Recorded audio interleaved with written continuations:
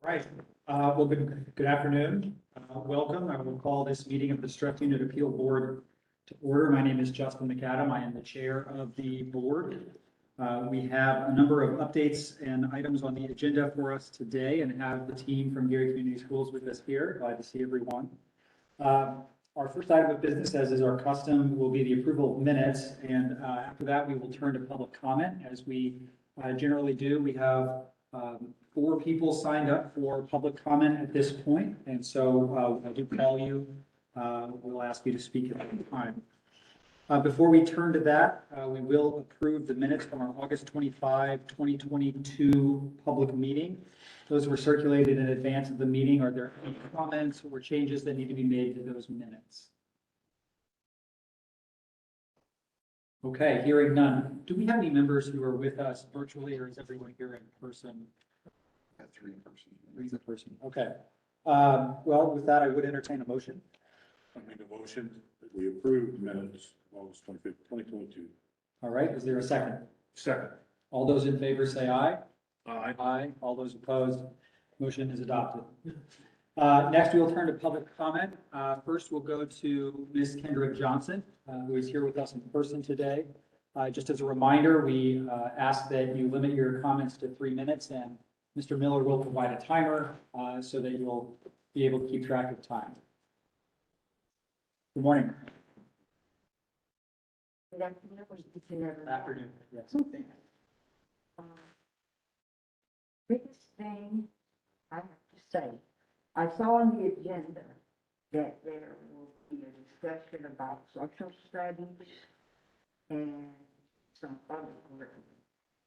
Well, my question about that is if social studies material will be concerning the history of the state of Indiana or even the history of Gary. That would be a great thing to incorporate into the learning of our children. They live in the city, but what do they know about the city? They live in the state. When I was in school, I did not have a course about the state of Indiana. I didn't know when it was started. I didn't know any of that. That was not covered in our social studies. The history of America was covered, but not the history of our state, and most definitely not the history of our city. Thankfully, in elementary school, I had an African-American teacher who saw to it that in the curriculum, we talked about African-American history every month and not just 1 month a year. So that is one of the biggest things I wanted to bring to the attention. And also I saw something about the playground for Bethune, the indoor playground. I deep hope that you all will invest in that, because I think that's one of the best ideas, having the playground inside for the safety of our preschool children. And I know because my grandson that I lost to the fire attended Bethune before we lost him. We started that August, and we lost him that December. And he loved Bethune. And because of that, to his memory, I will always care and champion Bethune preschool. Thank you. Mr. Chairman, may I ask a question? Thank you, Ms. Johnson. Isn't Indiana history taught in the 4th grade? My reflection is that it is now. Yeah. I know my daughter's taught that. No, 4th grade is US, 5th grade is, 4th grade. 4th grade is state, 5th grade is US. Yep. So she may not be aware that. You may not be on 4th grade. Yes, I appreciate that. Okay.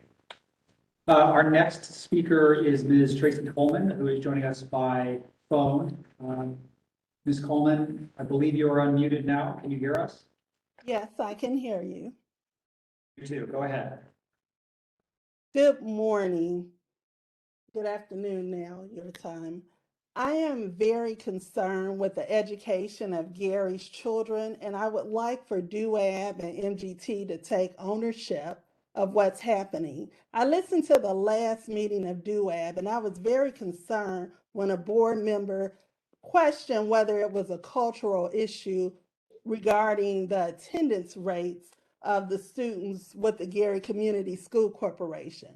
I will submit to you it's not a cultural issue of what's going on with the Gary Community School Corporation, where you look at a system that at one while had a graduation rate over 85, close to 90%, where it has crashed, where academics have crashed. And I would ask you as human beings to even think of your own high school experiences and your school experiences where you weren't in a laboratory where people were constantly analyzing numbers, but you were in an environment where people showed care and concern because you were a part of their community.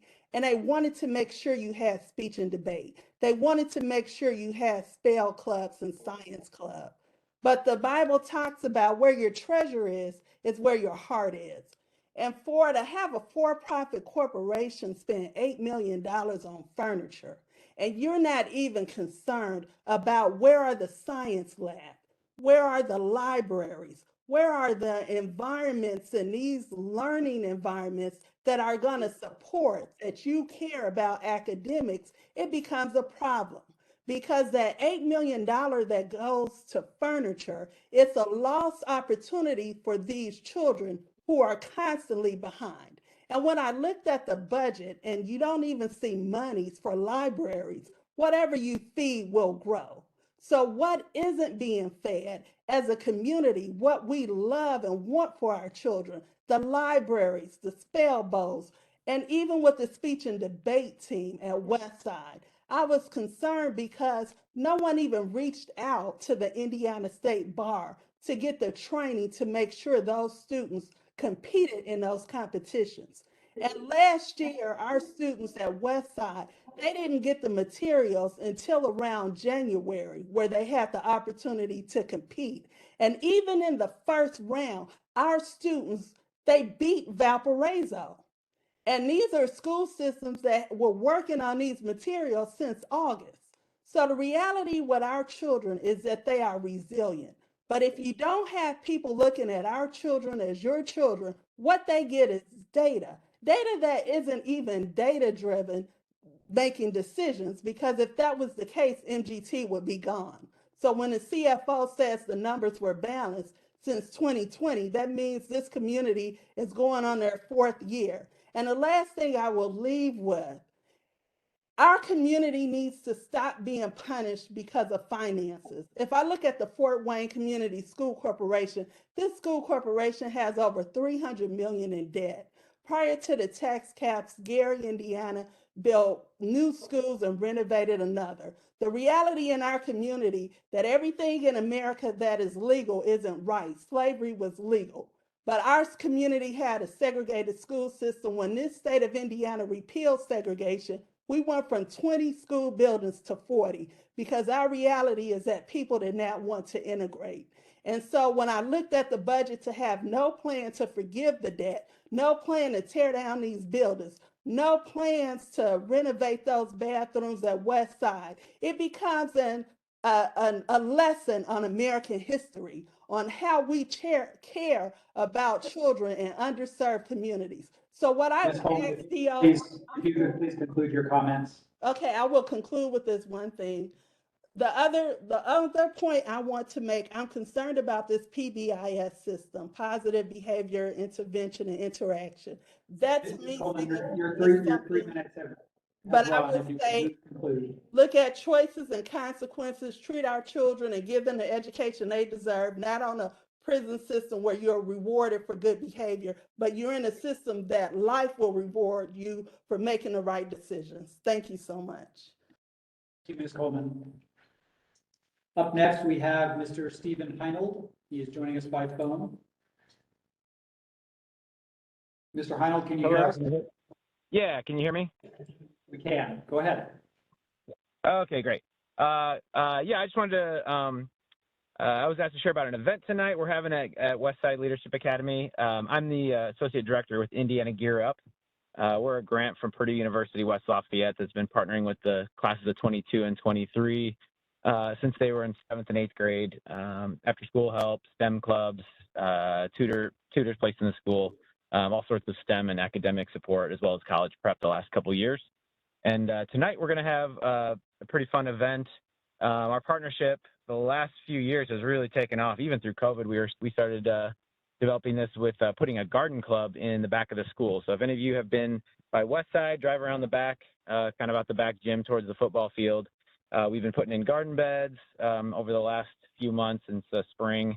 And then we just got a greenhouse we've put in, 8x12 greenhouse, where we'll be able to continue to grow some things. And we just appreciated that partnership we have with Dr. McNulty and Miss Nina Burton, who's been kind of our parent champion, has been really great in getting some of these balls rolling. And then we have Miss Linda Bodie from Purdue Extension that's put a ton of time and effort into getting students involved. Some of the special needs students have put a lot of time into it, and we're hoping to integrate it into some of the science curriculum as well. Shirley Hines Lantrust as well has been a great partner. It's just a beautiful picture of great partnerships that have come together over the last few months. So tonight we're having a big event for seniors and their parents to come and enjoy the garden and we call it diner night, kind of a family night. But we'd like to invite any community members as well. Come out and check out the new garden in the back, the greenhouse. We're going to have an unveiling around 3 or 3:30 to show the new garden or the new greenhouse. I think we still have some vegetables you can pick as well in the garden. But yeah, any community members are also welcome to come out. 3 o'clock, might be 3:30 by the time we get going, but we'll have hot dogs and some other barbecue going. So just appreciate the partnership with Gary Schools. Once again, this is Steve Heinold with Indiana Gear Up. Great, thank you, Mr. Heinold. Up next and last on our list of people who signed up is Mr. Roosevelt Ward, who is joining us by phone. Mr. Ward, can you hear us? Yes, I can. We can hear you. Go ahead. Okay, I would like to thank Westside High School and the Gary Community School Corporation for assisting the class of 1972 in naming the courtyard north of the surge area after our first principal,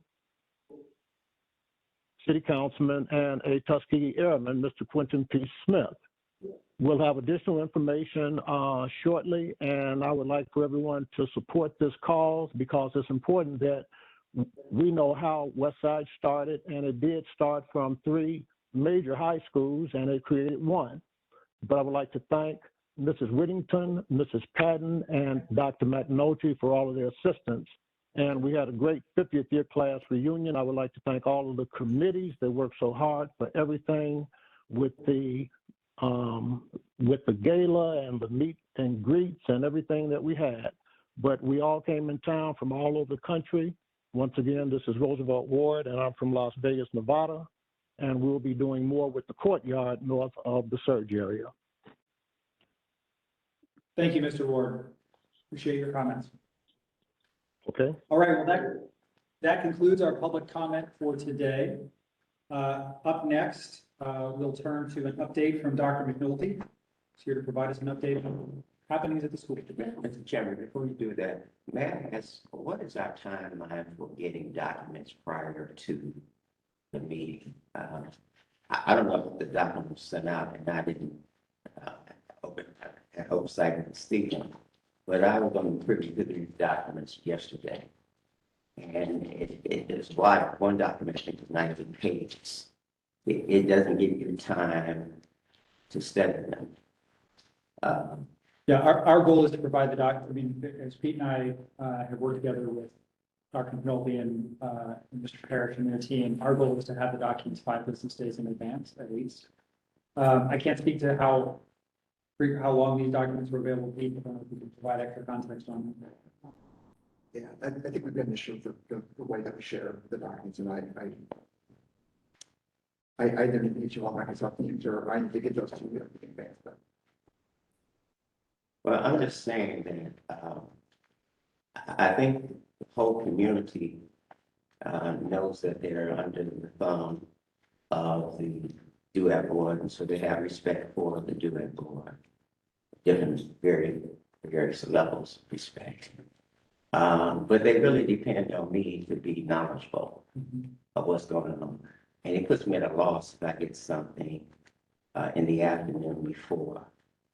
And such a volume of documents. I didn't study the way I normally study. I stayed up late at night, cruising was about 1 or 2 o'clock in the morning. But it's got to be a better way of doing this. Yeah, absolutely, and understand your concern, and we'll make sure that those documents get to you in advance before.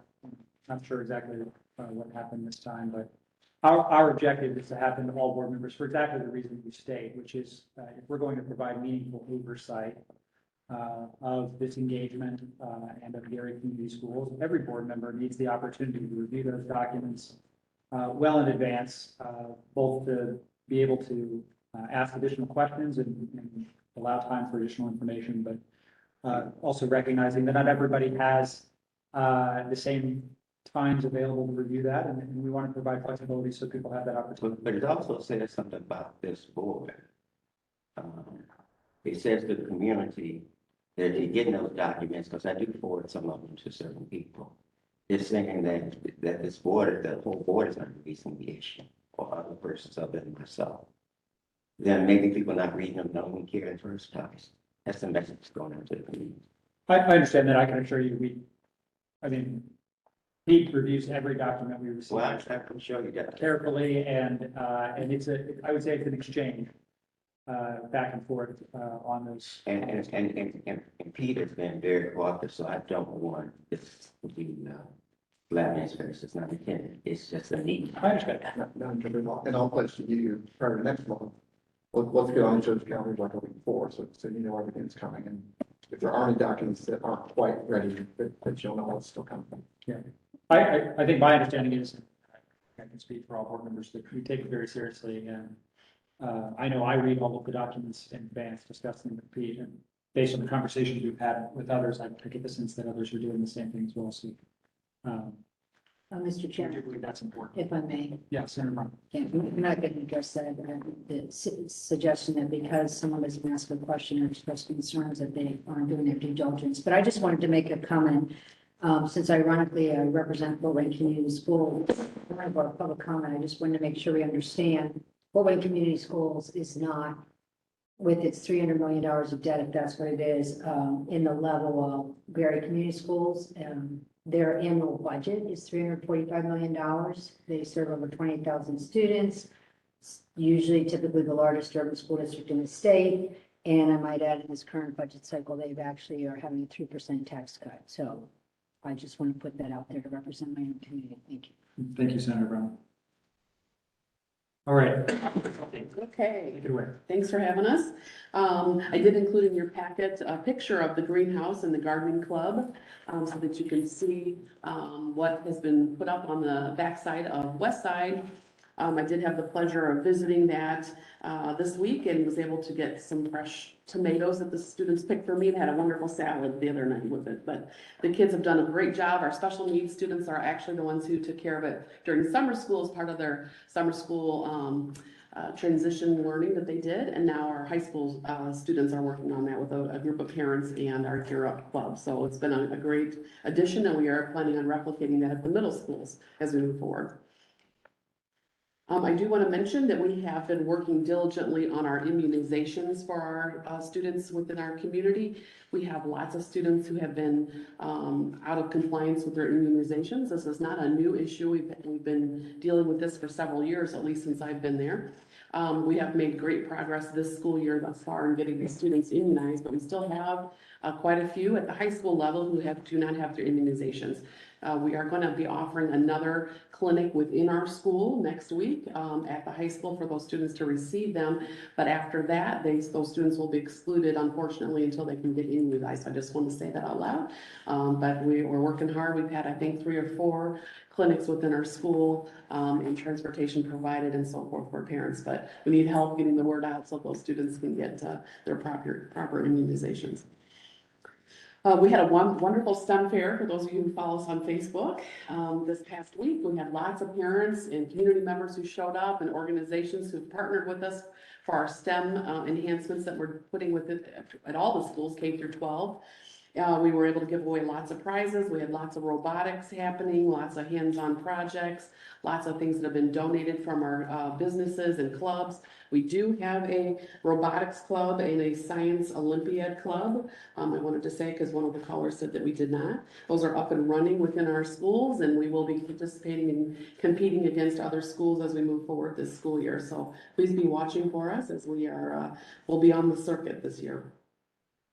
As far as updates for capital projects that you guys have approved recently, I wanted to let you know that the Bethune Playground is up and moving forward. The McCullough Playground is also moving forward. The roof is done at West Side, yay. And they're just putting the flashing on the sides now, but it's all done, which has been a huge accomplishment. That's been a labor of love for sure. They are roofing now at our facilities building. They're paving at our CTE, our Career Technical Education building. The bleachers have started at Westside High School, so they're taking one section out at a time so that we can continue to use the gym and replacing them systematically, but those are all happening as we speak as well. So there's lots of capital projects that are happening that you guys have approved over the last several months. I want to give you an update. We are starting collective bargaining next week with our teachers union, so we'll keep you posted on that. We are going to be diligent with our finances so that we can continue to have a balanced budget as we move forward. And we look forward to having a productive and positive conversation with the teachers next week. We do have homecoming Friday night. We're playing East Chicago. We expect to have a huge crowd for those of you who were able to attend our first opening game. We had 5,000 people there or something. The largest game is that they've had in over 20 years. So we anticipate having another huge crowd at this game. We're excited. Our team's doing fabulous. So please cheer us on Friday night. And I did want to say that we have the opportunity and have taken the opportunity to take advantage of the early literacy and STEM grant that was offered through Eli Lilly, CEL, and the DOE. And so we do have STEM coaches and literacy coaches that are coming into our school and working with us in partnership with our teachers and our instructional coaches to help continue to move those initiatives forward that we have in place with our academic plan. So I'll entertain any questions that you have at this point. We've had count day. Where are we at on ADM? I know that there is some delay in reconciliation. Yep, and that's continuing to happen. So actually, I was on the phone from this morning as I was driving here. There is a transfer issue between Skyward still and the DOE. So we don't have an ADM count yet. So we hope to have that here in the near future, but nothing yet. No clear timeline. No. Yeah. Is that just Skyward, or is it just for schools using that Skyward system? We understand, yes. It's affecting multiple schools. Affecting lots of schools, yes. Yes. Thank you. You're welcome. Other questions for Dr. McNulty? Yes. Wes? Dr. No, go ahead. Thank you. Thank you, Representative Smith. Dr. McNulty, I may have missed it. How many children are going to have to sit out because they're not immunized? We have about 200. Which is, when we started, we had 600 and some. So we've been, I've been on the radio this week. I've been doing lots of public announcements. We've done robocalls. We've actually sent out a DocuSign 2 days ago to all those parents whose students are out of compliance. So all they have to do is hit the DocuSign that they agree, and then we'll take it from there because they have to give consent. And so we're trying to push it out through the phone. They just have to say yes, and then we'll immunize them at school. So we're trying to make it as user-friendly, easy as possible. Thank you. Those are just the state required Correct. vaccination. Correct. Mm-hmm. Dr. Smith? Yes, her report is, this document is included. in this document. Yes, Yeah, okay. I have some questions about that. But the academic is coming next. that'll be But it's presented. not this. That's Yeah. correct. That'll be presented next. Yeah. Yeah. Okay. Mr. Wright will present the academic. All right. Thank you. You're welcome. Up next, we have our academic update, and I believe we have Mr. Wright and Mr. Bajaj joining us via video. Hi all, Rajiv Bajaj here with the MGT Education team, joined by my colleague Andre Wright. I don't know if folks can see on the screen the PowerPoint. I thought I'd just sort of frame up, excited to be able to share quick updates with this group on exciting academic progress. Before I do that, I just thought it would be good to sort of ground everybody in our academic strategy and implementation approach. We've talked about this over the course of the last few board meetings, but always want to come back. Pete, if you wouldn't mind, next slide. Perfect, thank you. So again, just to ground us as we kick off on specific updates on the academic front. Again, as we've talked about, our academic improvement efforts really start with this view of long-term goals and this idea of working on two tracks. This board, I think, has been really thoughtful about how they've described both the need to close gaps for students with the state, et cetera, but also understand where we are with every child and to make sure that we're making progress academically and socio-emotionally with all our kids. And so we start with those long-term goals, which we've talked about. That has led us to a 22-23 school year academic strategy and implementation plan that Andre will talk about here in a second. And within that, then, we have developed a set of specific progress indicators, items that we've shared over the course of the last couple of board meetings in terms of how we are measuring progress, how we'll know we're on a path to some of the ambitious goals we've set academically in the work. So that all lives in the academic strategy and implementation plan. We were lucky enough to have some time with you, Representative Smith, to talk through our approach as it relates to specific strategies, milestones, and action steps. And so that will be the kind of anchor for our work and has been the anchor for our work as we've launched into the 22-23 school year in earnest now, and that we'll continue to build on. So excited to dig in on the specific updates. And Andre, I'll kick it over to you to take us through that. Thank you, and hopefully you all can hear me. Where I'm particularly located is a little noisy, but if you can go to the next slide, I'd appreciate it. So as we think about the academic goals and outcomes, the strategy really revolves around what's the K-12 continuum for students in Gary. And our goals are to make sure that at the elementary level that students are experiencing the level of rigor and the level of instruction that prepares them for middle school. And of course, once you're in middle school, it's our goal to prepare students for secondary opportunities and pathways that are offered to them in high school. And then hopefully that we can continue to elevate and give options, access, and opportunity for our high school students to have multiple pathways for both their college credits and career paths. And in order to do that, what we're striving to accomplish are a few things. One, we have to, and you know this, we have to increase student proficiency at the grade level. We just have to do that. And we've set some goals initially around the state tests of iLearn and looking to move students at a particular level on or above proficiency by 7%.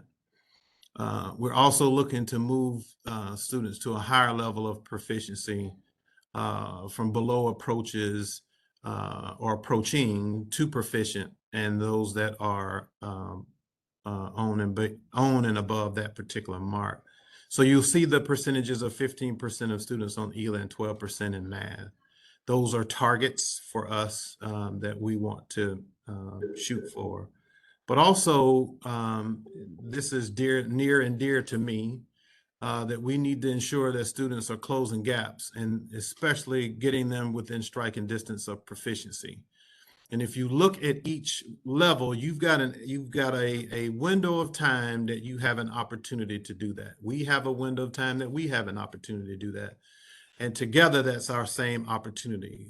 Students are in elementary school for a period and particular point in time. Students are in middle school for a period and a particular point in time. While you may not get them there between 6 and 7, the goal is to make sure that in that continuum, we move them to the level that we set, because that's the opportunity that we have, and the same in elementary. Also, if you can, I think I lost your slide. Okay. Also increase the student reading mastery level in the 3rd grade. And we have data that supports where we're trying to accomplish. 48% of our students in grade 2 to 3 will pass I Read 3.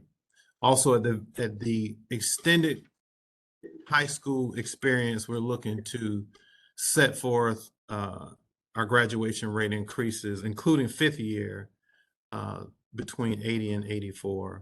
So you can go to the next slide. So as we look at the academic strategy, and we've talked about that before, the major focus areas for our work is around curriculum and instruction, our assessment strategy, our collaborative structures, and there should be a data systems and structures on accountability area. And so if you look at each one of those, we want to try and reduce the percentage of students, as I said before, below proficiency, identify those students and create what is the action plan that we have for them? What is their experience that's going to accelerate them? Make sure that we establish the key best practices in teaching and learning to try and build an instructional foundation, build coherence between all of the different instructional materials and assessment materials that are out there, and try and create a data-driven culture within the school district. Assess and tier students based on their areas of need and provide differentiated academic support on their level. As it relates specifically to our assessment strategy, we use assessment data to drive our instruction through both formative and database planning. From our collaborative structures, provide a clear professional learning guiding support and resources towards targeting areas where the support is most needed and establishing a structure for professional learning communities. Now, all of those are opportunities to take the same information that I just spoke to and do the work that's required during that time that's offered. As it relates to data systems and structures, codify our expectations and incentivize around attendance, because if you're not there, right, it's going to be very difficult for us to help you as students and our families move the district forward. And also just develop a culture of high expectations and create systems to support that type of culture that we want. Next slide. So one of the things that we have within this implementation plan are just some key actions, key milestones, key actions where we've identified, well, who's going to own what aspect of these actions, who's going to own what part of this work. I will say that the work is never, ever completed. It just isn't. It's always ongoing. We may get to a particular point where the operational aspects of the work may stop, but the actual implementation will continue because it continues throughout each one of our quarters as we try to get students prepared for the next opportunity that they will have. And you can see where we've outlined what the status is, who the owners are, and also the time period that's involved. Now, the next slide, Ms. Bradley will take over from that point and talk specifically around the assessment calendar and some of the already implemented strategies. Thank you. So as you see on the next slide, this is our assessment calendar or parts of. So we have exit tickets that happen daily. Exit tickets are quick checks at the end of lessons that help the teacher replan lessons or refocus based on what students have acquired in that lesson. And then we have unit tests or CFAs, which are common formative assessments at the end of each unit. Sorry. Classrooms, grade levels, K to 5, and we also have, it doesn't say this, but we have the same in grades 6, 7, and 8. And then there are also CFAs at the secondary level. They just may look a little bit different. Then we have iReady diagnostic tests and iLearn. Those are our 4 major ones. We have formative assessments are those exit tickets, unit tests, iReady diagnostic, and the summative is the iLearn. The unit tests can be seen as both formative and summative. However, we use them to let us know what has been grasped, so you can always go back to instruction that was lost. So it's a little bit more formative than it is summative. So the next slide shows the data-driven instruction cycle that we have in the district. And even before the first bubble with assessing students, teachers are looking at the upcoming instruction to decide what students will more likely have pitfalls or where pitfalls might occur based on data that they have about the students already. And then the students are assessed. That assessment data is analyzed. Students are grouped based on their attainment of those skills. And then adjustments to instruction and also reteaching occurs. And so students are retaught during the time we call success period. And during that time, they're either retaught standards that they have not grasped, or there is an enrichment period for those students who have gotten the information and they need to be pushed a little further. And that reteach and adjust happens until the next cycle. The next slide just kind of gives you an example of what the time might look like. Do you have data on the reteaching on how many, at a district-wide level or a school-wide level, how many students, how many crossed the bar, how many didn't cross the bar, and So what we're seeing in terms of what reteaching needs we have? our CFAs were just done about a week ago or so. And so they have started to do some regrouping. I don't have the data with me, but I can. They would be- Well, I guess what I'm asking is, as a practice, do we as a district collect that data, aggregate that data to take a look at it? Some of that happens, but primarily it's the school because it changes so often that that work happens at the school level. Our support is supporting them and making sure that it happens and monitoring and helping with the instructional coaches. If there's something that we see across the district in this grade level or this area, and then we support around what needs are there. Is it a PD, the thing that the teachers aren't aware of how to teach that? Is it maybe the curriculum pieces? So those occur. But the work is done mostly at the school level because that's where you're going to make those quick adjustments to the instruction that's needed. And are there processes in place at the building level for and expectations that principals are looking at that data, aggregating that data? Absolutely. So, if we went and asked and said, hey, can you show us your data, that they've got that data? Yes, and this cycle this is what occurs in the buildings, and it's led by the instructional coaches in the. Actually, last night there was a meeting with the principals from like 4 to 8 last night where they would come and bring all their data, and we had a data meeting. Discussion about their SIP plans. You can go to the next slide.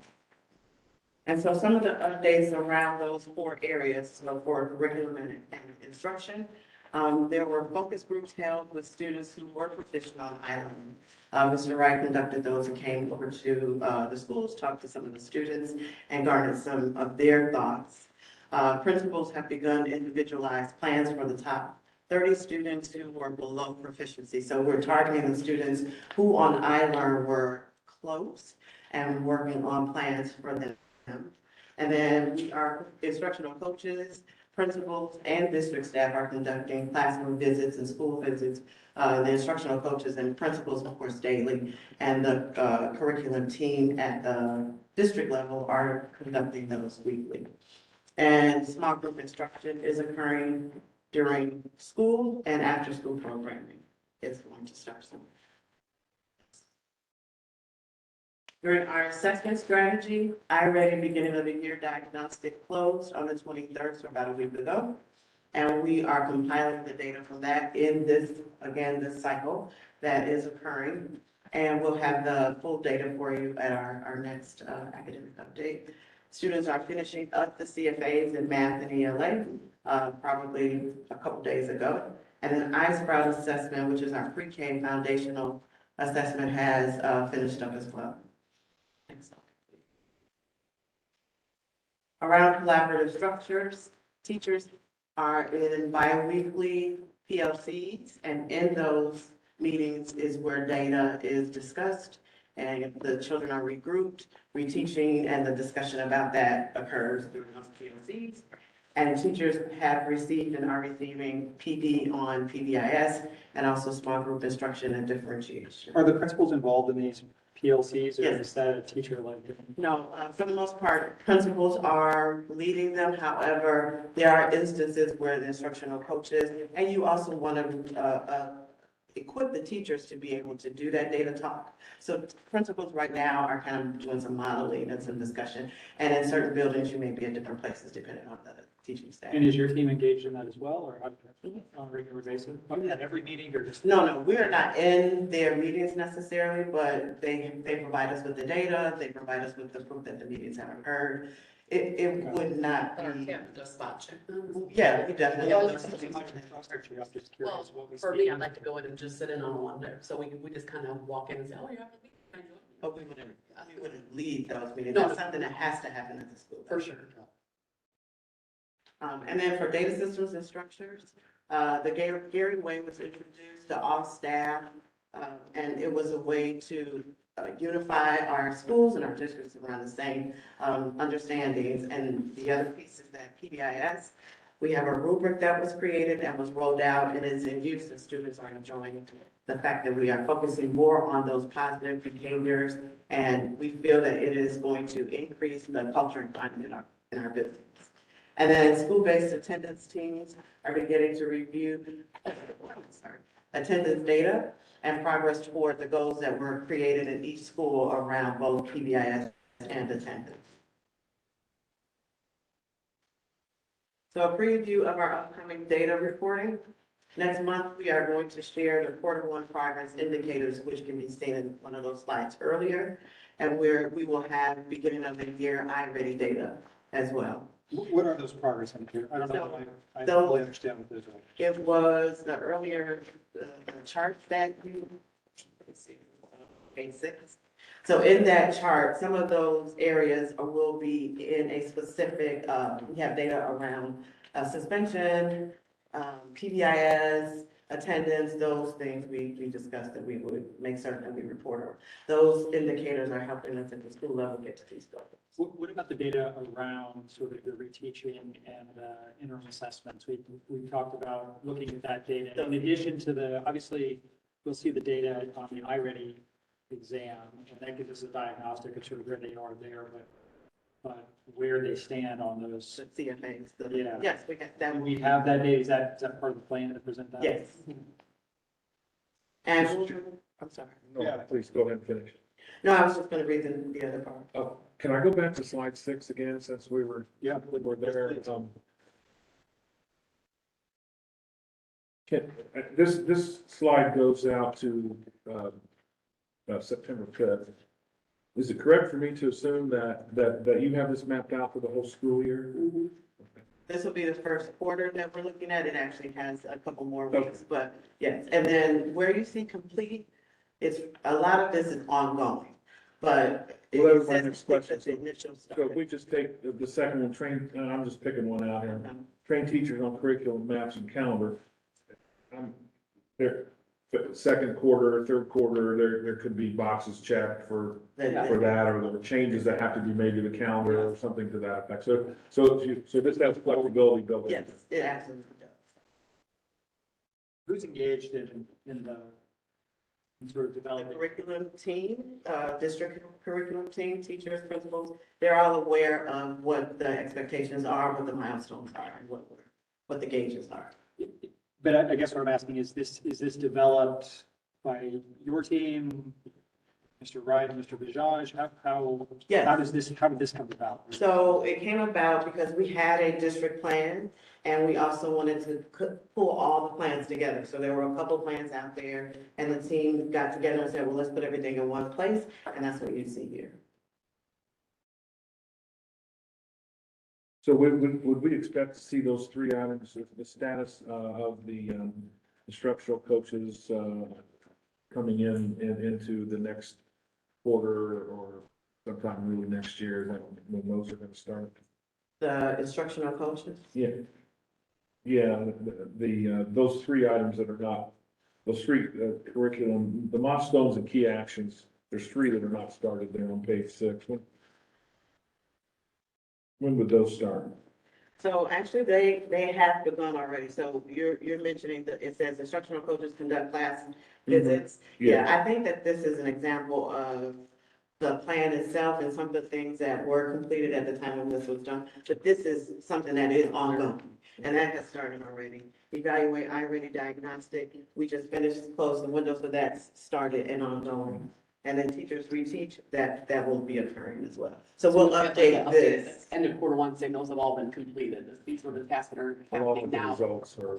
And I think it might- Be shared. Right. I think it might be good to add a tab or pull down for those things that will be ongoing. That's something we can do.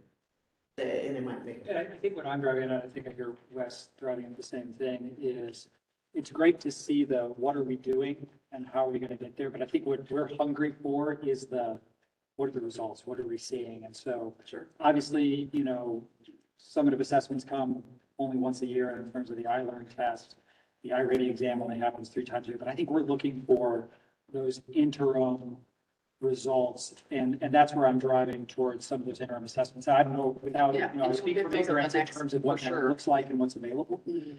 But to the extent that there's a sensible way to present that on a global level, I think that would be helpful to this board and to the community to say, okay, we can see where we are, and the data is what it is, right?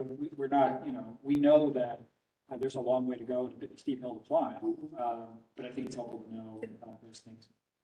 So we were trying to chunk it into quarters, so if you think that's not a good way to do it, we were trying to do quarter 1, quarter 2, but these are things we're working on throughout the school year, the things to expect for us to present at the end of quarter 1, which would be next week. Plus those unit tests only happen during certain periods of time. Right, and that's, obviously, they happen with the cadence that. Right, of the curriculum itself. Exactly, so challenging you without knowing the details to say, to the extent there's a way to share that data, I think we'd be interested in seeing it. Yeah, that's why we chose October, because that is, depending on when the meeting is, like the ending of that first quarter, and when we have that data together.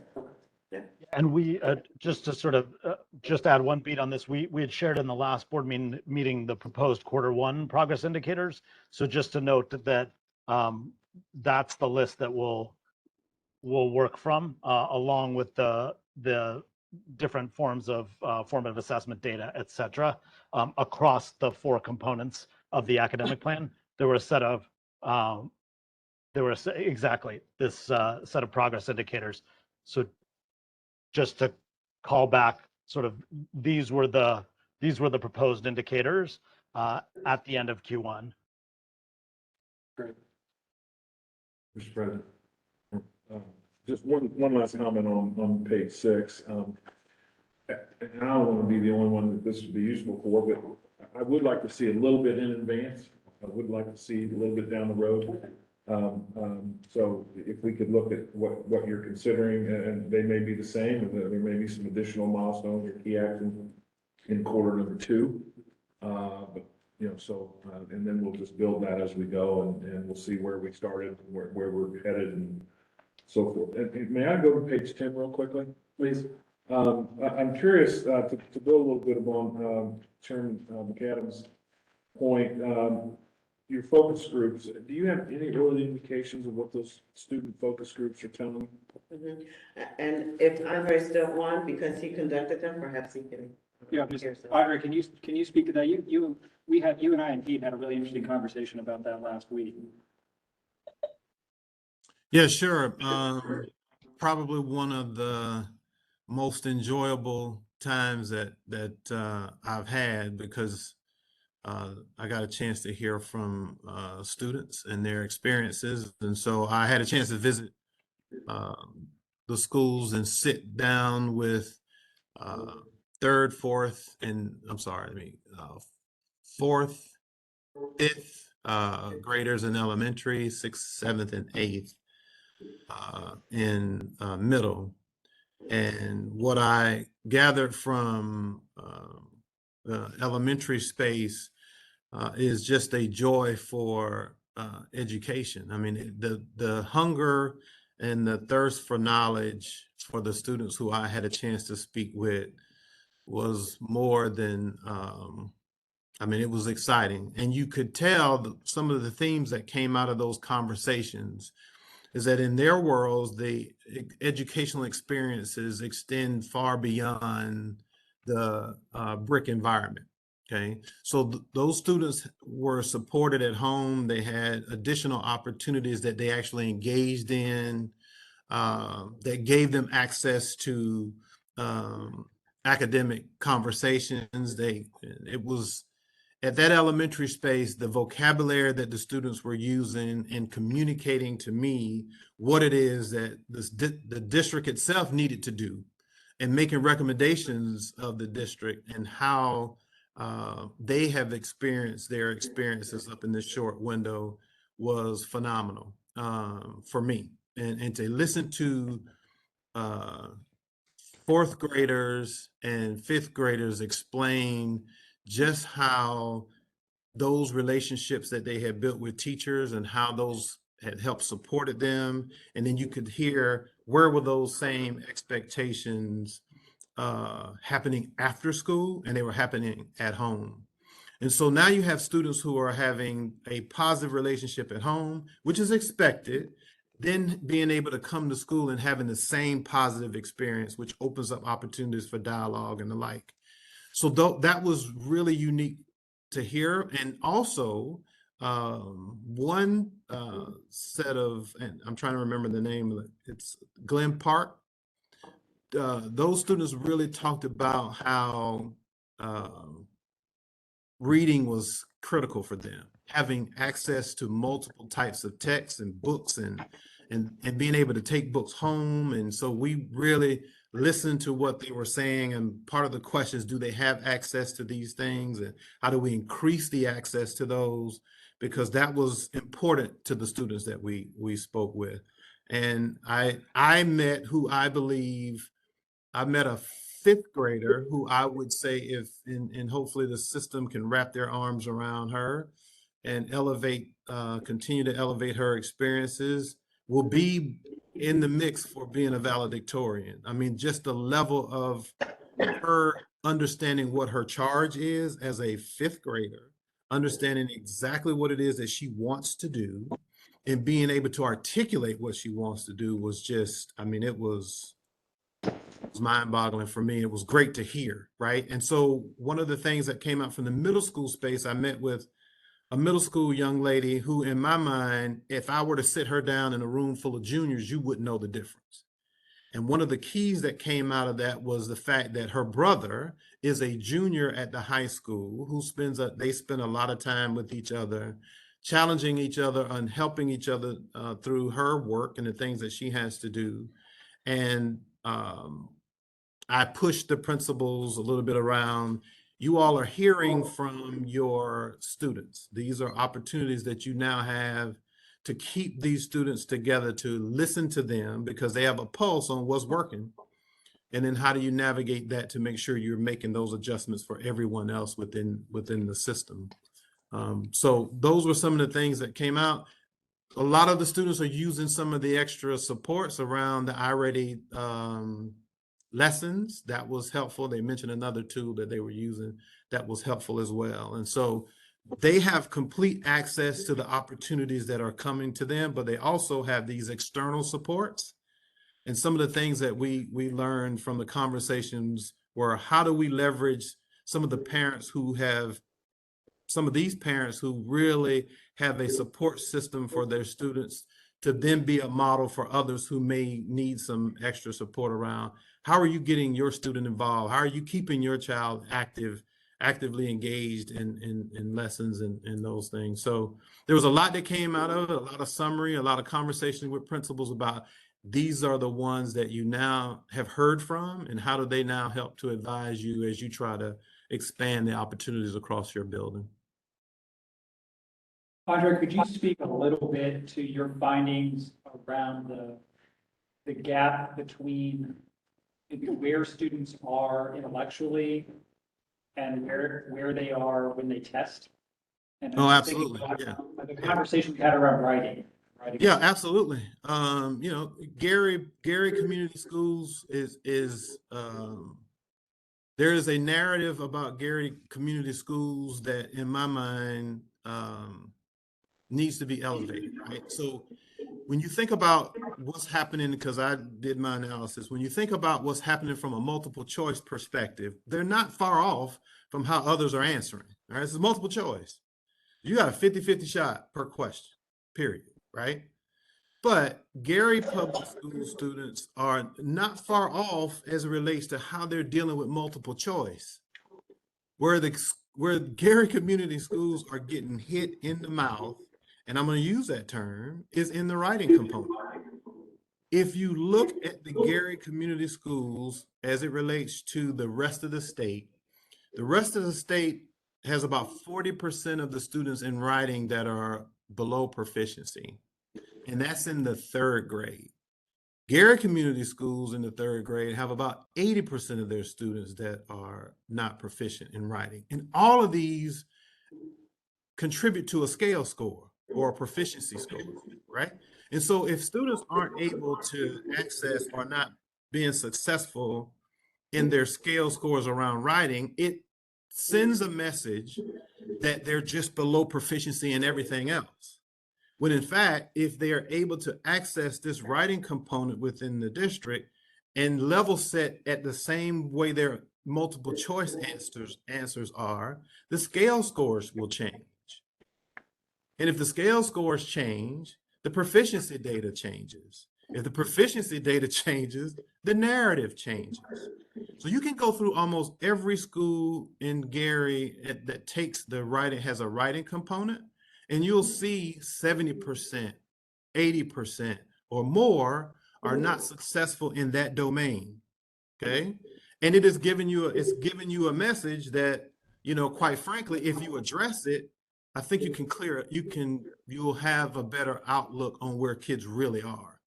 So we had this tug of war over iReady, and why is iReady not necessarily predictive or whatever the case may be. And iReady does not have a writing component. It doesn't. So the scale scores that you get from the state include a component that iReady does not include. So you're not going to have one-to-one. Sorry, you're just not. Because there's a component of iReady that is being tested or not being tested that the state is testing. Does that make sense? So there's a huge eye-opener and opportunity for students. I met with a young man who was score proficient. And when talking with him, I asked for his summary. He was below proficient in his writing. He said, and I asked him why, you know, talk to me a little bit about writing. He said, I'm just not good at typing. I'm not good at typing. So he didn't put the effort into the typing, but he scored well enough on the other domains to be in this bucket. So if we're able to now, and you know, I argue with any state across the country, and I don't think you're testing the ability to write. I think you're testing the ability to type, but that's for another argument and conversation. But being able to take your thoughts and transfer them through a keyboard is a different skill set than taking it to pen and paper. So we have to be able to start with our youngest students to be able to have them transfer their thinking of writing through a framework, which could be RACE. You know, you restate, you answer, you cite, and you give evidence, so that now what you start to see is a building block of how students are able to respond to these writing prompts that they're given. But this state is that district is no different than the district that I ran, because we had the same issue. Writing was an issue because our scale scores were not indicating to me what our true ability of our students were. And this is no different to me. Andre, do we need to, do the students need to learn how to write with a pen and paper first, or do they need a keypad and a computer? Which one do we teach first, or do we teach them simultaneously? Because I have the same problem when I'm trying to hire somebody. Writing skills. I need good writing skills. I need good typing skills. So, you know, I would be the first to say, you know, children are using keyboards at the early, I mean, in their keyboards on the phone, on the phone and all those other things that they're actually having access to It is the structure in which they're being asked to use this keyboard in the educational environment versus the structure that they're being able to use it when we're communicating with one another or they're communicating with their friends. Does that make sense? I mean, our kids are texting all the time and they're using a different type of language that we have to try to figure out, but they're communicating all the time via keyboard. It's just the structure that education is asking for is something that we have to like leverage, right? And if we leverage that structure using the same system of keyboarding, then I think you'll see some changes start to happen. I think to go along with the actual keyboarding though, is also the need for students to be able to be taught to read, or I'm sorry, to think critically. So the prompts that they are asked are not basic. They have to be able to think critically. Yeah. So, and that doesn't just necessarily happen. They have to be allowed to do some of that work and practice thinking around ELA and math, and they have to be exposed to that regularly, which means that the instructor cannot just sit and give information. They have to do lots of probing, asking questions, allowing students to struggle. And sometimes people have difficulties with that. Think about if you have the little one, watching your kids struggle at something, you may, you want to jump in and help them and fix it right away. They don't learn much in that. They have to struggle. They have to be able to sit with it a little bit. They have to not know in order to know. And sometimes we don't always give them those opportunities. And then the typing and the writing, yes, but what I put to paper also has to be at a certain level of rigor that the assessment is asking, that our kids have to be exposed to often. I don't get to share this often, right? The one piece of information that I learned in college is I had a very difficult time on a test one time because I knew everything. I read the book, I knew all the information. And the instructor told me early in life, you have to learn to the end of your pencil. Everything else is to transfer that information out. You learn to the end of your pencil. The keyboard, when you're answering, is just the means to the end. You have to learn there. That's a transfer. That's one thing I learned that helped me do a lot. So how do we tackle it? Or what are we doing to tackle the writing, what I'll call the writing gap? Yeah, so Mr. Wright mentioned RACE. We do use that it's like an acronym that is used to help students remember how to respond. Those are great, but they have to have opportunities to do the types of organic critical thinking. And so raising the rigor in the classroom means raising the rigor of the people in front of the students. And helping them realize too that it's okay to facilitate the learning instead of being kind of like the person on the whole time. And so I think that we are building that confidence in our teachers and supporting them through this process. It is a process though, and it does take time because it's not that the kids can't, not that they don't know, it's that what is being asked of them, they have to practice it and it has to be accessed in a certain way. So we build it into our curriculum maps so that students have to have so much time of written responses built in, and the teachers check to make sure that's part of that reteaching. Are they mastering that skill? And then we also have keyboarding time now in the classrooms, which we didn't have previously. So they have to have a certain amount of keyboarding time, written responses, and keyboarding responses. Andre, as you look at what we're doing now, are there other things that you see us needing to work towards as well? No, I mean, the plan is in place and we're working towards making sure that we're getting the implementation right. And it is, what's the level of pressure that the system can absorb at one time, right? And all the different things that people who may be at a foundational level, how quickly can you get them to a deep execution level, right? And so you have not only just principals at that level, but you have teachers at that level too. And so our job is to support them as we transition and support them as we give opportunities to stop and reflect on where students are and what the information that we are receiving is giving us back. So the system itself can continue to respond. So I just think that data is very critical and eye-opening because I didn't anticipate it to be at 80+%. And it is a part of how our students are actually assigned a scale score. And so if we address it, then it becomes part of a different narrative. Thank you.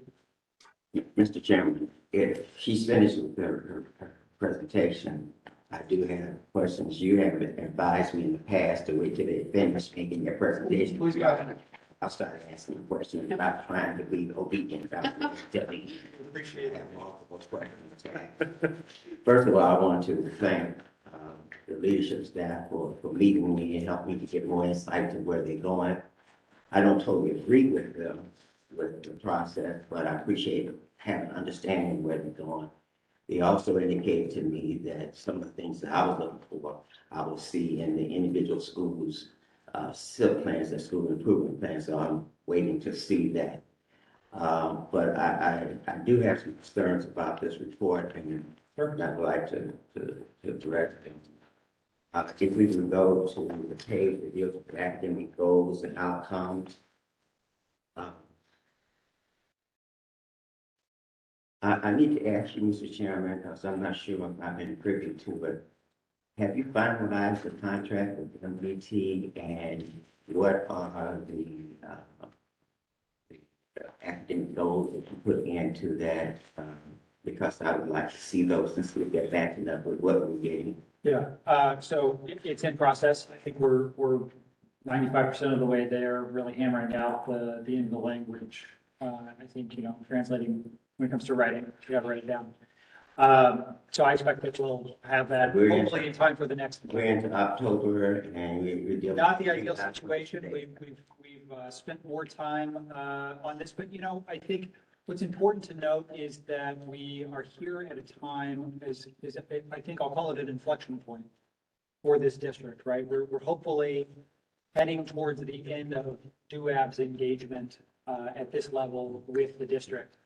And, we want to be very careful about what that is. That raises a number of important and critical issues that need to be thought through. And we're being very deliberate as we approach that and think about that. And MGT is as well, I believe. And so we're all trying to make sure that we have a structure in place that we think reflects that and anticipates as many of those issues as we can in advance. To your point about the academics, I think we're pretty close on those. I think generally without a side-by-side comparison, I think they're generally in line with what's reflected there, and be happy. So these reports are in line with, coordinated with what your discussion has been. Yeah, and we'll be happy to share those with you. There's nothing secret about that we can't communicate with you in advance about where those things. Okay. On the academic goals and outcomes, if we come down to the 2022-23 outcomes, it said 50% of this, well, above that, where you said increase student proficiency on grade level content. Why would we include in our 7%, and that's not a lot of growth, but there's some growth, but why would we include in our 7% students who are approaching? It would seem to me at or above proficiency, which is mastery, but not approaching would be part of 7%. And that's just a concern. I don't know if it's going to be addressed here, but that's a concern of mine. And then if you drop down to the next section that deals with ensuring students closing the gap, I don't understand why we were based closing the gap on a formative test rather than a summative test, which is I learned. Why would we want to close a gap on the formative? Because we're not measured with the rest of the state on a formative assessment. So why would we have that? And then you say typical growth. What is typical growth? I don't know what typical growth is. And I'm not sure if that's defined anywhere. And so that concerns me as well. And then it said 25% of the students will meet their I-ready. Why are we putting such emphasis on a means to the end and not the end? And part of the patterning on the back, and the spring was based on a formative test. And then the summative test didn't bear that, those fruits. I think our focus is off of this. Yes, the formative exam, I read it, is an important part of the process, the utilization is an important process, part of the process in achieving the summative goal. But I think there's too much emphasis on that. And if you've written into your contract, that's why I asked the question. If you, in your contract, if you use informative data, I would suggest that you change the language you're in. It ought to be geared towards formative and towards summative data. And then the last thing I want, on this page, I wanted to ask before I make the comment, what is the percentage now of those students who are passing reading? Because it says up to 40%. I thought in a previous presentation that they reported good read scores. They did. Okay, so what was the read score? 46. So you just want to make 2% growth? It's in the 40s. Yeah. Yes, I know it's in the 40s. Yeah, I think it was 46. And so I'm saying that, No, we want to make, look, It was only grade. I'm going to speak globally here. So I want to be careful that we're not having a discussion of the contract here necessarily in this program. well, I'm just giving Happy you to some talk red about that. flags that you might want I to. appreciate that, and we'd love to approach you outside of that. In terms of iReady, I think,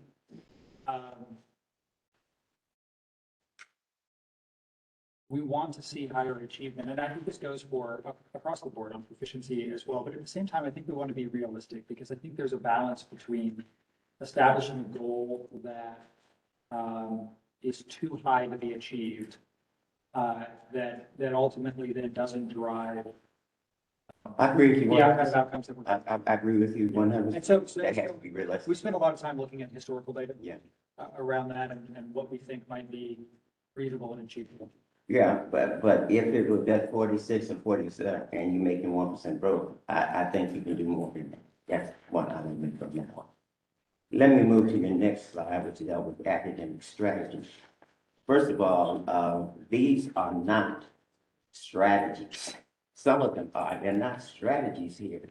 Reducing the percentage of students in below proficiency gap, that's a goal, that's an objective, that's not a strategy. And then you're tied up with a tactic. The strategies are missing in here. What you have here is a lot of tactics, and you have some objectives in, but not strategies. Strategies would be like stuff like if you want to reduce that level, strategy would be Friday night math, before and after school tutoring, peer tutoring, parent empowerment so they can help children at home, real men read, teaching students about test wiseness, homework outline. You just had some discussion about how do you get the kids to think by asking, using HOTS, higher order thinking skills, questioning skills, so kids learn to think that way, so they can, and the practice of putting it into place. So I'm just saying that you got a hodgepodge here. It's hard to measure stuff if you don't have it in the right category. And I'm just telling you, and I've said this more than one time. I do appreciate where the district is going. However, I think that there's more knowledge out here that has to be put into place in order for this whole process to be meaningful. You achieve goals by accomplishing your objectives. You achieve your objectives by accomplishing your strategies. And then you're putting tactics in. Tactics are the little steps that you put into place to achieve your objective. For example, training people is not an objective. It's not a strategy. The strategy is to use, as we say here, after school program or differential instruction. That's a strategy. The training of it and all the little things that you do to get to where you're going to infuse it into the classroom, those are tactics. They're not strategies. I'll defer to Rajiv and Andre. I just want to say for clarification, real quick about the IRE, we were at 36 a year or so ago, now we're at 42, and that's why we're proposing the 48. 6%. Yeah, so those are, 4 to 5%. I appreciate it. Yeah, I just want to clarify. Yeah. So I just keep going out. I can't make anybody do anything. I'm just sharing knowledge. Okay, and then we go to the next page, which is the exit tickets. Can someone tell me how you're measuring this, the exit tickets, and how you gather data, and how you're going to use that in this process of assessment? So the exit tickets become discussions with the teachers and principals in the weekly PLCs. So they have some collective exit tickets that so those questions at the end of the lesson. And then they can come back and look at how students answered those questions and make adjustments to the next days or next week's lesson based on those tickets. Similar to like the bell ringer, that we do at the end as well. I want to move to slide 10. I want to, first of all, compliment Mr. White on these focus groups. I think it's very important that you have those. And I was impressed with the information he had to share from this. But I want to know, how are you using this info? Are you using what you've learned to impact your strategies? And tell me, where would I find it in your plans, or would I find it in the I think students? and they will be in the SIP plans. Yeah. In the The school. The school level plans. By the individual students and what okay. those. I'll be looking for that. And so the principals presented all of their school improvement plans last night, and so then we will be submitting them to the state for the DOE requirements. We'd be happy to share those with you, or set up another meeting if you'd like to come in and review some of those with us individually. Were Mr. Wright, Mr. Rajiv, were they engaged in that Yeah. exercise? Yes. And Dr. Smith, just respectfully on the data point, I think we've talked in this setting and in other settings, as it relates to setting out the goals, the need for both leading and lagging indicators. So what you're seeing there is we absolutely are focused on being as bold and ambitious as we can be with the academic plan. And the data we're focused on, to this point about iReady and iLearn, is I don't think it's either or. It really, we are focused on both and. We need, as you know, as you've said, leading indicators here, and can't just rely on the summative assessment, because as you know, as it relates to incorporating what we're learning formatively and impacting those students in classrooms this year, a summative test doesn't help us on that. Those kids have moved on, are another grade. They are on a path, and so this focus on formative and progress, I think, is very much a guiding principle for us. And so happy to talk further about what that looks like vis-a-vis some of the targets, but I think the rationale is one that we've all discussed in terms of the need for progress with every kid every day in every classroom. That's our goal, and we need formative data and information, whether that's iReady, whether it's exit tickets, whether it's common formatives, to be able to understand that and to adjust based on what we're learning. So I hope that still resonates from your perspective as sort of the anchor. Yeah, I would agree with you 100% that you need both formative actions as well as the evaluation that comes through a summative activity. But we seem to try to be using those things interchangeably, and they're not. Formative testing is monitoring. The iLearn test is evaluative. There's a difference between monitoring and evaluating. Evaluating is summative. It's summative. It's not formative. And if we're going to measure ourselves on the formative and think we're doing a great job, and then we bomb out like we did on the summative, there's a disconnect. Well, and it's both. At one point, we were cheering MGT for what they did with iLearn. And then a week, a month later, nobody was as stressed out as they were as joyful with the I ready data and not as concerned with the I learned data. Because they didn't core. Oh, I think we were very concerned. I know that Pete and I spent a number of hours combing through that data, understanding that data with the team, and I think, understanding that correlation, and you can see that Mr. Wright has looked at that as well. I've been saying it for a year now, academics has to be our priority. We are laser focused on that topic, while not taking our eye off the ball for a primary reason for being there, which is financial and operational. But we don't want to waste time, and so we are as focused on this as we can be. And I think there's a long way to go, just as we had a long way to go on finances and operations. There's a long way to go on academics. Some of the same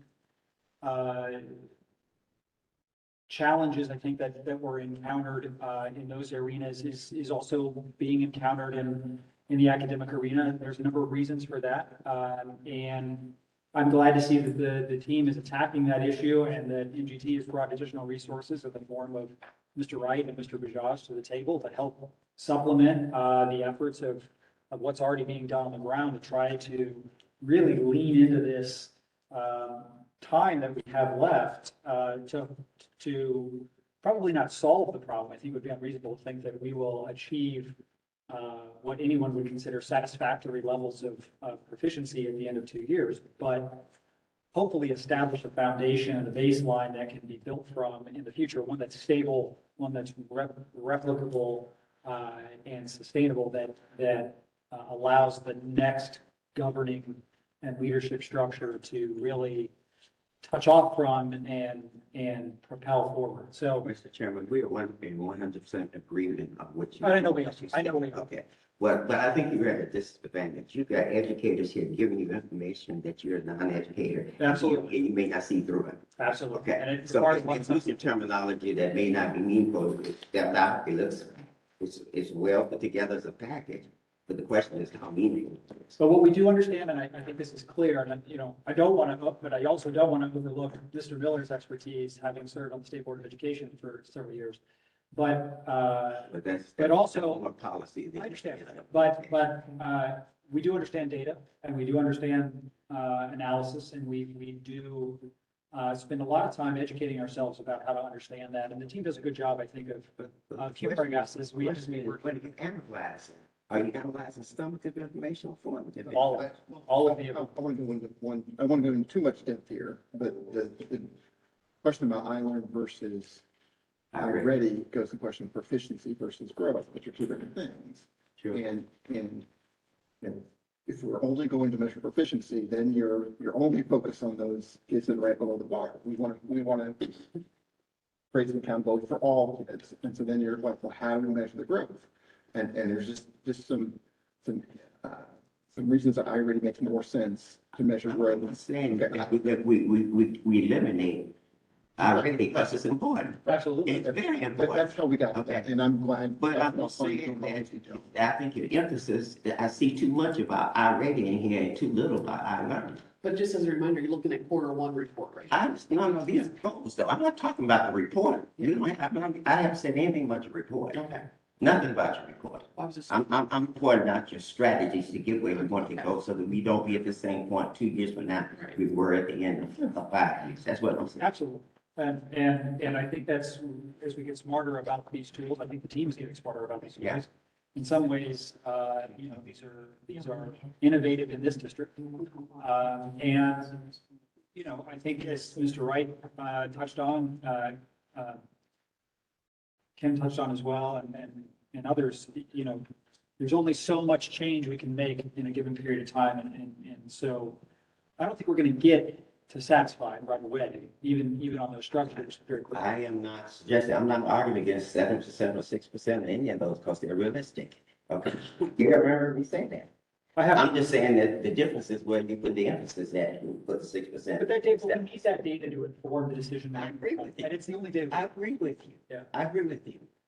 But if, I'm concerned about those things that you put in the contract and that becomes the focus of what. Oh, absolutely, and And I'm not, if And we're not you playing fo- if you focusing on I ready and not I learned, then I'm concerned. Okay, now, my last point on. let me say this, I-learn has to be a foundation of what we're aiming at, because at the end of the day. I've said that, I've It's agreed with how, you over and over again. it's how the state's gonna measure us. It's how we're gonna be able to compare ourselves to others. We do have to pay attention to that. Okay, my last point I want to make was the last slide, which talks about the classroom walkthroughs. And I think walkthroughs were being used in the Gary system long before getting into the literature. So walkthroughs are important. But what about the formal? I don't see, it says 3 classroom walkthroughs. What about the formal observations? So this is just about the walkthroughs themselves, but formal observations happen twice a year as well. So this is one of those, But this is the academic process. If you're using this barometer as the indicator, then the other, certainly the formal ones ought to be in here. they are, but But you don't show it on here. we do not. Okay. So, but that does not mean that they are. I'm not saying that I'm doing it, but that this is your plan, it ought to be in the plan, Well, it is, we do have a full. not in this plan. Okay. All right. Did you have a comment?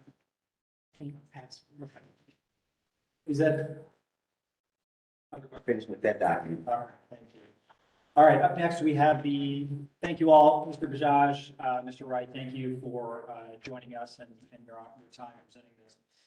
Up next, we turn to financial matters. So we have an update on the school improvement fund and the 1065 docket that we see monthly. That was distributed in advance of the meeting. We do have the report that Nicole prepares for us as we look at that. Nicole? Yeah, absolutely. So included in your agenda today for approval are the claims for the month of September. The total claims were $1,127,548.36. And that primarily was our district-wide painting that we did over the summer. I think I remember touching on that last meeting, that every facility building, every school building had some sort of paint done and during the summertime. So whether it was entryway, hallway, cafeteria, things like that. And it has made a huge huge difference. And it looks really nice. So that is the bulk of the claims for this month, along with other expenditures for each of us. Are there questions for Nicole regarding these items? Dr. Smith, any questions regarding the school improvement fund? I'm just getting this document, and you have any questions? Okay, I think we did distribute it in advance, but we will make sure that we get those things to you. I tried to print out everything, I didn't print out all of that 98-page document, I printed out certain pages, but I don't remember seeing this one, but. It's pretty routine, it follows the plan. Okay, that's fine. So we are asked to approve the claims that are presented for payment. Is there a motion on claims docket? So moved. Is there a second? A second. Is there any discussion on the motion? Hearing none, all those in favor say aye. Aye. Aye. All those opposed, nay. Motion carries. Thank you. Appreciate that. Up next, we have an update from the executive director, Mr. Miller, regarding contracts that he has authorized since our last meeting. So you've got a list on your agenda. There were 8 contracts that I approved in the last month. So I'll just review it quickly, and then one other item I'll also mention. The contract with Discovery Education for curriculum for science and social studies, and Mrs. Johnson had asked about that before. This is a national vendor, so I don't believe Indiana history is covering this, but you have other resources that you use. So, but this is specifically for elementary and middle school. That's a Title I funded expense for $74,500. The next was for the Buck Institute. Back in August, they conducted 3 workshops for regarding project-based learning, and that was under the professional development line in our ESSER 3 plan. The amount there was for $42,900. Next item is for Fountas and Pinnell is the vendor. It's under the description of guided reading. That was also in our our ESSER 3 plan, we had allotted monies for each individual school, what they wanted to do. And so that school selected these materials. There's thousands of books, thousands of different titles that are included in that. It's $121,582. The next item was the vendor's target, and that's for the flooring at West Side Auditorium. You'll recall you had approved refurbishing the seats, and so this time is timed with that. So the seats have all been pulled out, and before they put it back in, they are replacing the flooring. That is an FA3 funded program. The line item is just called flooring for the amount of $245,850. Next vendor is at Garrett. If you recall, we just opened the new football field at the high school, and one of the things they discovered when they had so many people there is the need for some sidewalks. So they've engaged a vendor to put 3 new sidewalks in. That it's funded out of the 1065 plan. We have some additional money left over for the stadium there for a total of $46,700. The next item is another one Mrs. Johnson mentioned, is a playground at Bethune. The interesting thing here is it's inside the gym there, so that can be used all year long. That is funded with Title I dollars for $65,346. And so, Mrs. Johnson, that's already been approved. That's already on its way to the bill. And then next one is for Lakeshore is the vendor. That is at Bethune. You'll recall that's the preschool building, and those are for learning materials that support the paths to quality with the state. And then there's also the National Association for the Education of Young Children, trying to maintain and improve those accreditations. And so those materials will go toward that. That's funded with both Title I dollars as well as IDSC, which is the special education component, about $55,560. And then the last purchase is with Curriculum Associates, and that's the vendor that supplies the high-ready materials, formative testing, at both at the elementary and middle school levels. Some of that money some of that purchase is funded with state formative assessment grant, and then the remainder is through Title I for a total of $116,042. And then the last item on the agenda is just the budget notice. We will not talk about that until next meeting after the school district held its public meeting, but there's a requirement to put the public advertisement out that they get approval from DUAB, and I had granted that a few days ago. Thank you. Questions for Mr. Miller? Yes. Dr. Schmidt? Yes, I was able to follow everything you did with those. Just have one question on one of them. The documents dated August 31st in the amount of $42,900. They talk about project-based learning to approve. I have not heard in that private meeting they had with me or in any of the plans of how they're going to use project. Now, I support project-based learning at the collegiate level. Accreditation is heavily based on projects. But my concern is how is this, I don't see it in any of the plans. So those are definitely in our SIP plans because we have several schools, but we have a school that is STEM certified, still working on project-based learning, of course. And then we have 3 schools that are going for certification, they also, but we extended that project-based learning professional development to teachers across the district, whether their school is going up for STEM certification or not. And they're utilizing those in the classrooms as a tool for instruction. I'll look for them on that. You're not seeing them. Thank you. Thank you. Other questions? All right. Thank you. Last on our agenda is consideration of several benchmarks from the last contract with MGT.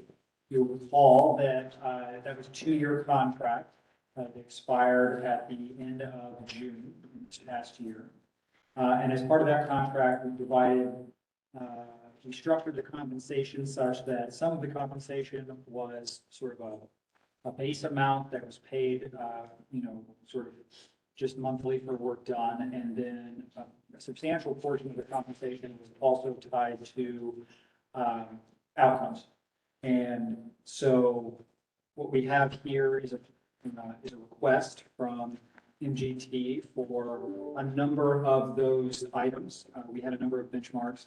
And Mr. Miller has prepared a recommendation around these for us to consider, and I'll let him touch on the remainder.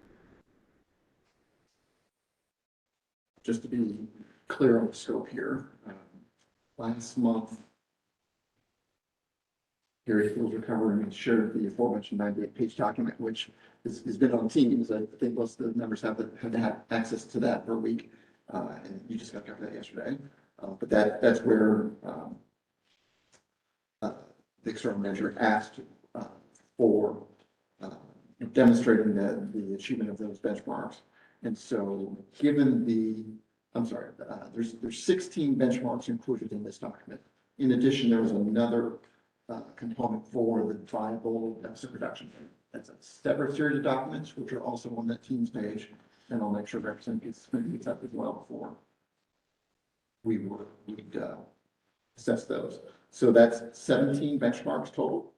And so given the time that I spent with this, I would, based on my judgment, there are 7 benchmarks that I've seen enough evidence and documentation to say that those benchmarks have been achieved and incentives are eligible to pay. And so there's a sheet the members should have showing in yellow the ones that I would recommend be approved today. And then the ones in blue doesn't mean they won't be paid, just means that we've not seen enough evidence to date, and we'll continue to receive that and to analyze that data. And just to clarify one point, as the contract is structured, I believe we have 90 days from the time that the request is made. That's what we've agreed to as a board, to act upon these. Otherwise, they're just approved as a matter of course. Of course, that's not how we want to approach them. We believe it's best for us to take action on those deliberately for each of them. And so our expectation is that we will bring the remainder of these back at the next meeting for action. And just for the public record and for the sake of making a motion, I'll go ahead and read the 7 that I would recommend be approved, and those are under academics. Letter C was formative assessments, and that would be a partial credit for the ELA for grades 3 through 8. Second would be for under academics, item E, which is the career center outcomes. And under engagement, item B is frequently asked questions. Engagement, item D is the school advisory committee. Under engagement, item E is the leadership academy. Under operations, item F is the school improvement fund plan implementation. And under fiscal, item D is again for the career center for enrollment. Dr. Smith. Yeah, Mr. Chairman. First of all, I would like to compliment the school corporation and MGT, what they've been able to do with the Gary Career Center. Amazing.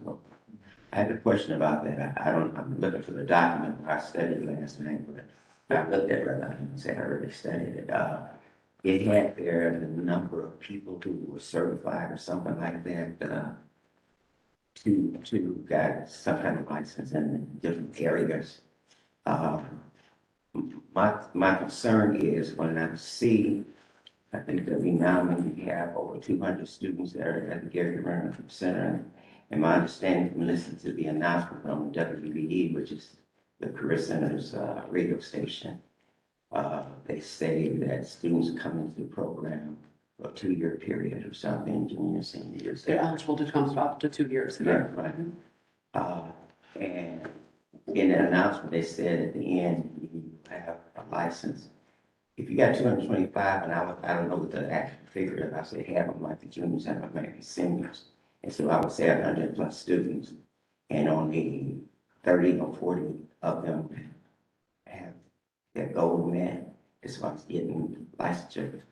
Are you measuring that? So that's, again, their certification, not license, that's a Whatever. it yeah, is. certification. So that's up to the student if they were to choose to take that certification test at the end. That's their So choice. it's a choice. That's their choice, and so it's offered. We give that to them for free. Correlate. Correct, right. But we do offer that to them, and they are eligible even after they graduate to come and take that test with us. I understand. Thank you. And then the next thing is, these are rewards that are built into the contract. Are there any penalties that are built into the contract when you don't achieve certain?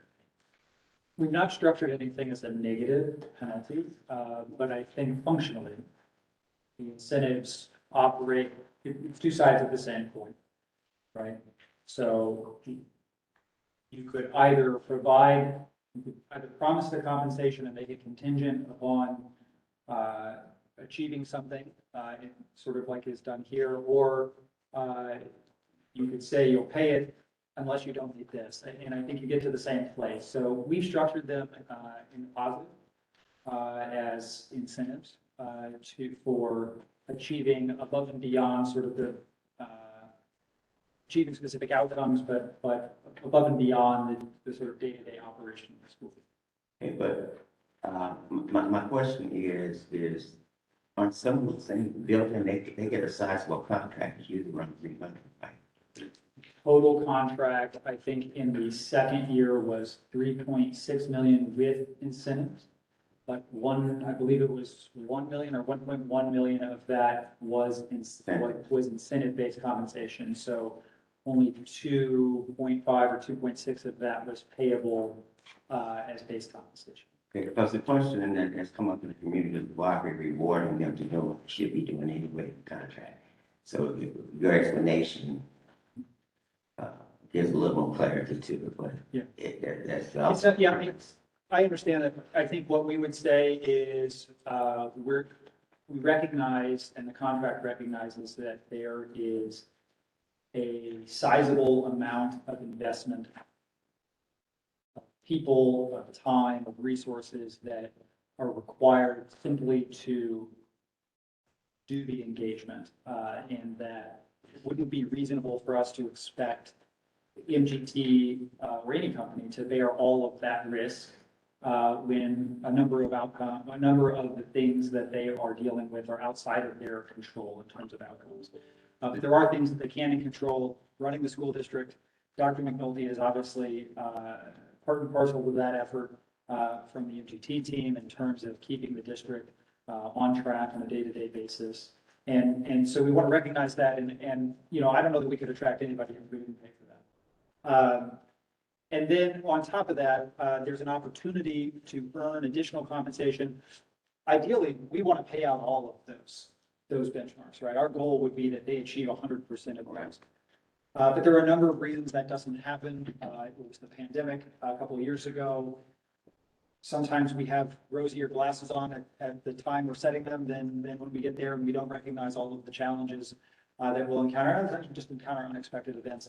And it proves unattainable. And so there's a recognition there and a balance struck that we're able to compensate at a higher level if a higher level of achievement is made, but at the same time, if not, then it is not. And it's a way for us to drive towards some of those priorities and focus MGT and their team on those priorities in a very specific way.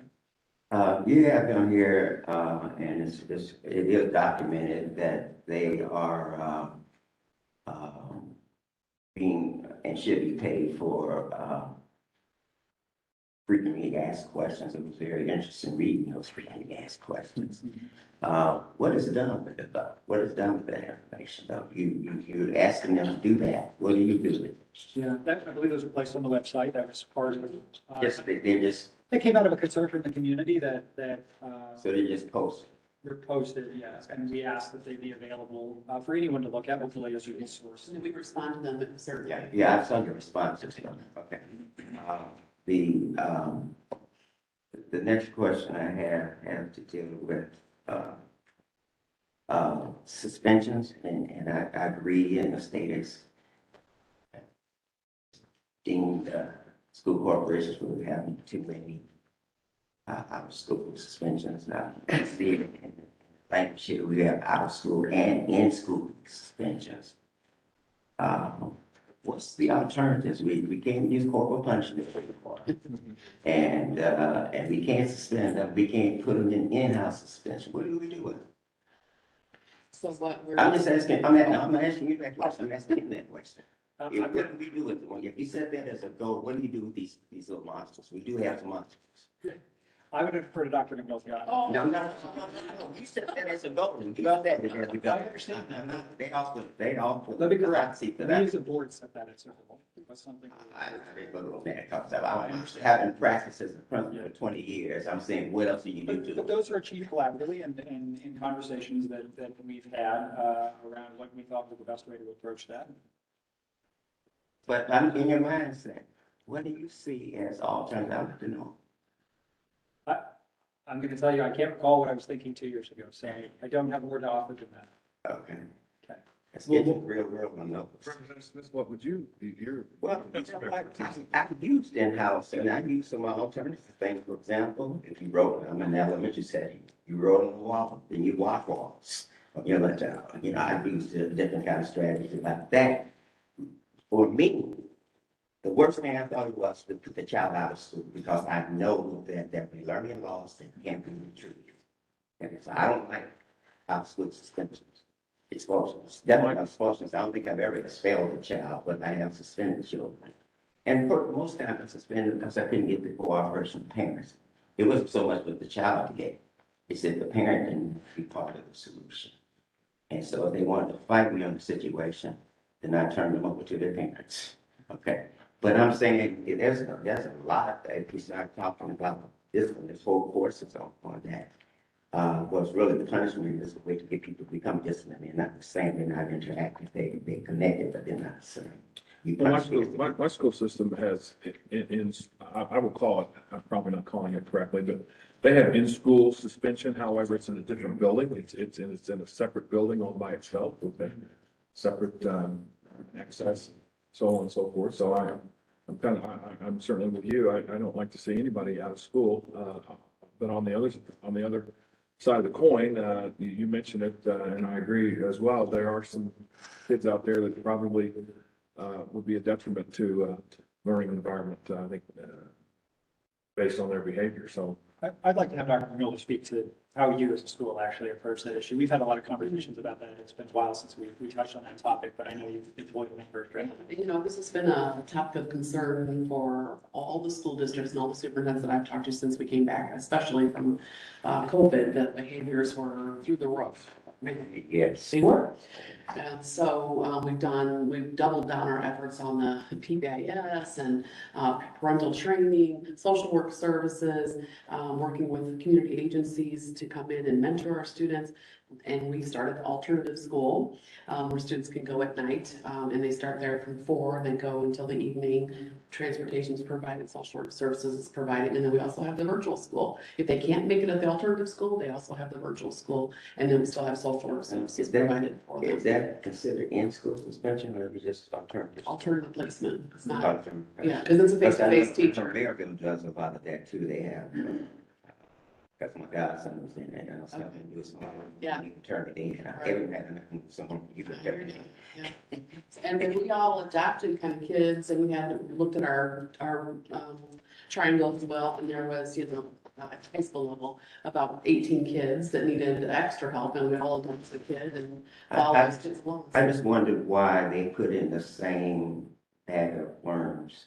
So- Suspension, but in-school. Why did that parallel? I mean, what the rationale for why that was parallel is we didn't want, if we're limiting out of school suspensions, we didn't want that to squish kids into in-school suspensions and not receive learning. The idea is that we want these kids, regardless of behavior, obviously we need to address the behavior and we have to get past that to get to a place where you're in a state of mind where you can learn and you can behave.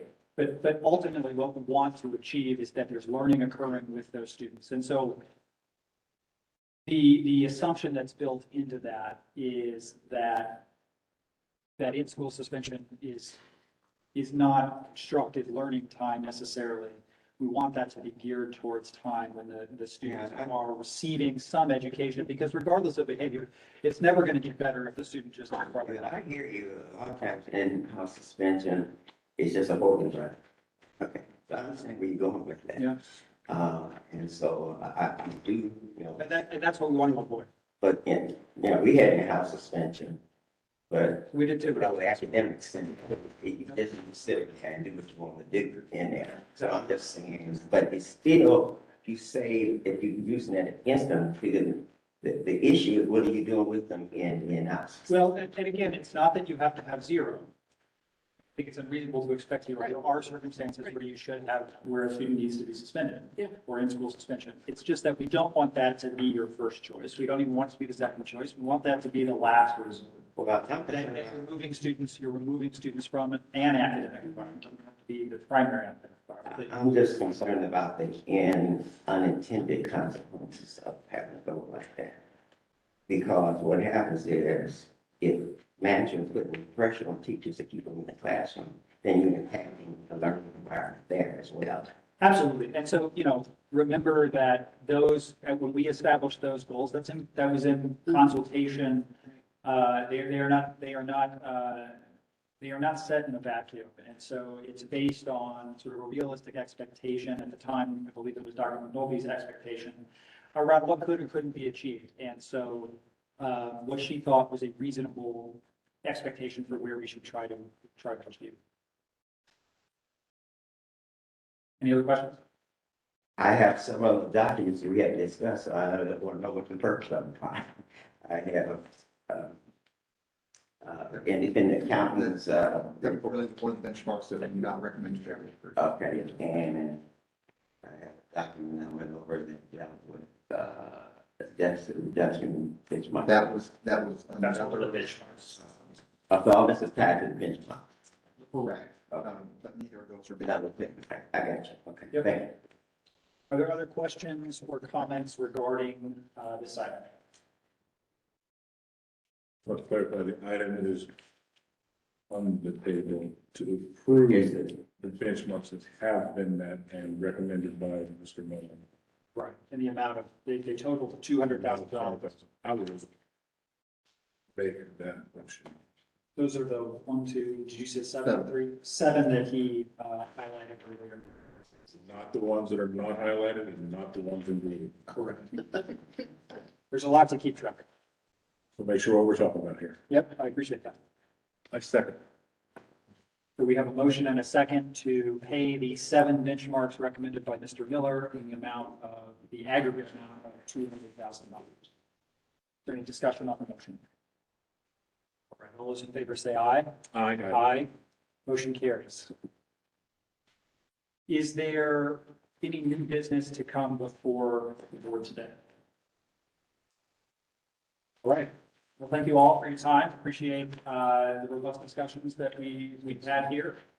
Now we are adjourned.